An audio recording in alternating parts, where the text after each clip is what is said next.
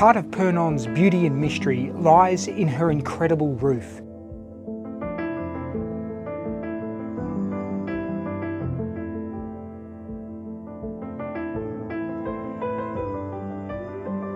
Its breathtaking shape, visible for miles around, comes from the oak frame that supports the striking slate shingles.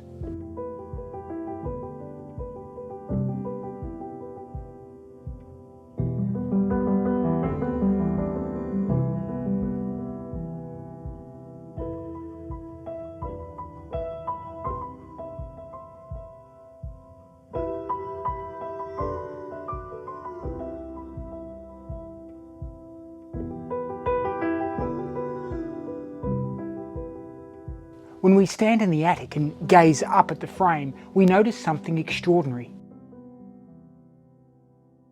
It actually consists of small oak pieces held together by wooden nails and pegs. This ingenious method for constructing an oak frame was devised centuries earlier by this man, Philibert de Lorme. Although he lived hundreds of years before the construction of Château de Purnon, his invention would leave a legacy that still astounds the carpenters working to restore the chateau roof in the 21st century. His idea, like all the best ideas, was really very simple. Instead of constructing the oak frame from enormous trunks fashioned into beams, why not construct the frame more quickly and more economically by using small oak pieces and joining them together?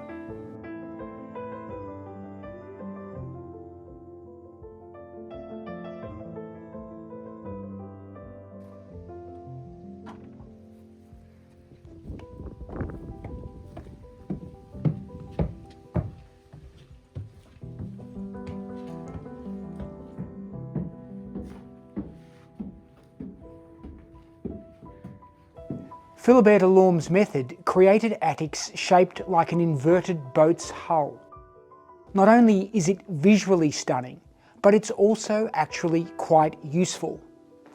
The enormous cavernous spaces could be put to practical use instead of being crisscrossed by enormous oak beams.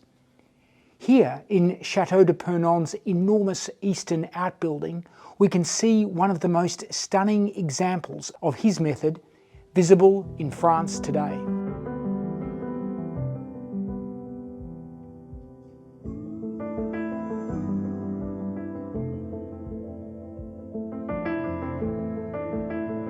But Philibert de Lorme's ideas were controversial.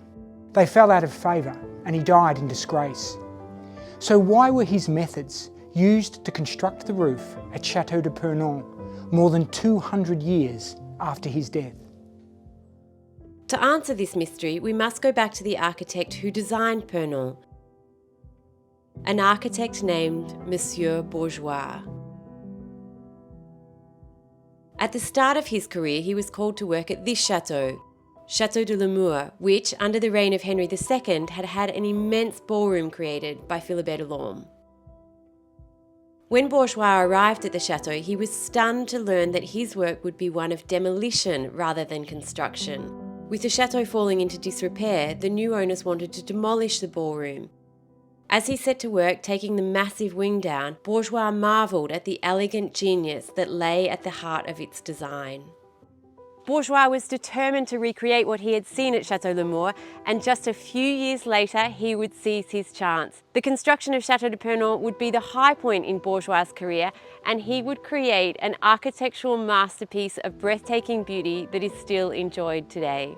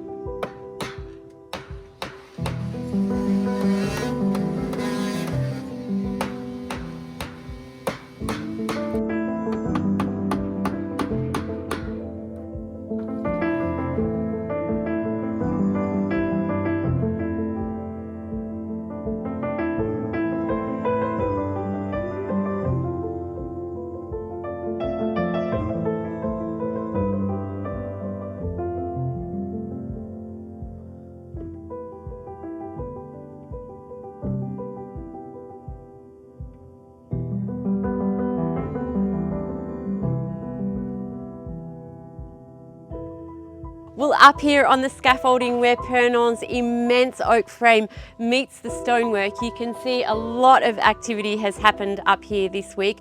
They have been removing all the rotten oak, so you can see that a lot of the oak was in such bad condition that as soon as you touch it, it just really turns to dust. And it's a reminder of how close this roof was to completely collapsing. These huge sablières, I don't know the name in English, they're the large pieces of oak that support the entire roof, were completely rotted. Here you can see the base has already been replaced, and this piece of oak here is actually the original piece. The piece behind was a piece that has been rotted, that's been removed.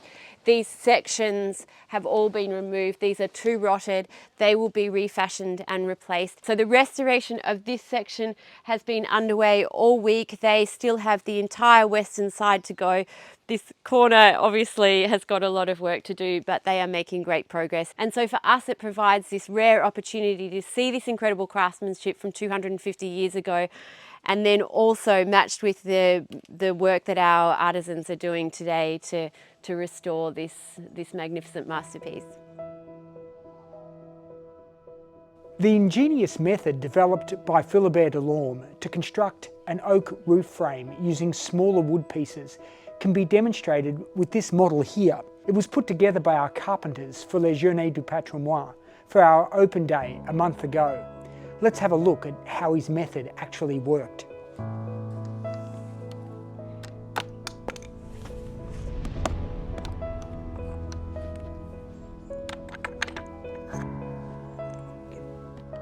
Take out these small wooden pegs here, and then if we lay it down, we can see exactly how it worked.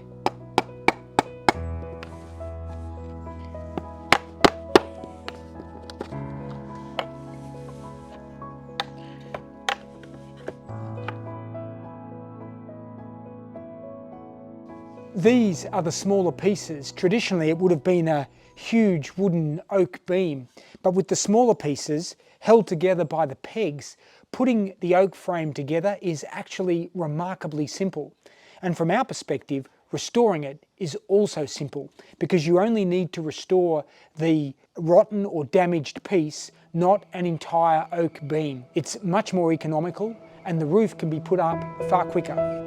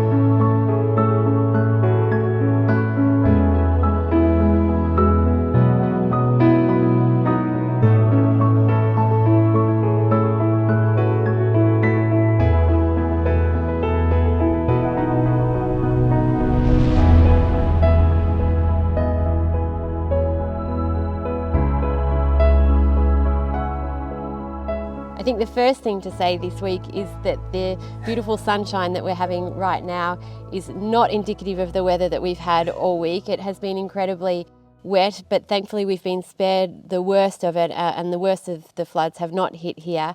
Although, having said that, the moat has been incredibly wet. Our dry moat has had to be pumped 3 times, which has proved challenging for our local stonemasons, who have made great progress on the restoration of the moat wall actually, and next week we will cover that. We'll do an update on the moat wall. But I think for me the most interesting thing is watching the carpentry team work on the restoration of the oak frame. And when you first see that sablier, the oak that supports the entire frame, and you see how rotten it is, and then during the week you see them restore it, and every single element, the amount of care that goes into it, and you just feel the roof getting safer and stronger, and it's really wonderful. And it is this great thread that links the workers, the carpenters who are restoring the oak frame at the moment, back to the workers and the craftsmen who originally constructed Château de Purnon. And we had this incredible find where our carpenters came to us with this piece. This is one of the elements of the original oak frame. And you can see here where the peg would have originally been positioned, and this one is split so it can't be used, it's needed to be replaced.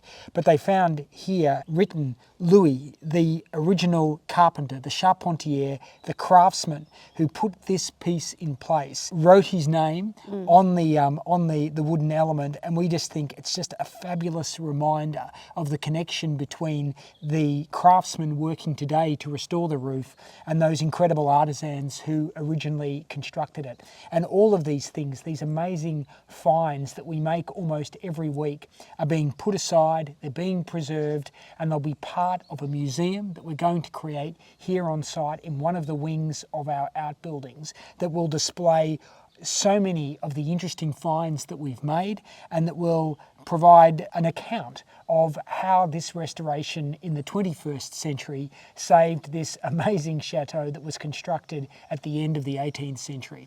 So remember, if you'd like to follow the restoration of Château de Purnon more closely, we post frequently on Instagram. We post an exclusive weekly video on Patreon, where this week Tim gives an update on the restoration of Purnon's billiard room and future planning for the restoration of Purnon's billiard table. Otherwise, just hit the subscribe button, turn on the notifications, and we'll keep you updated here.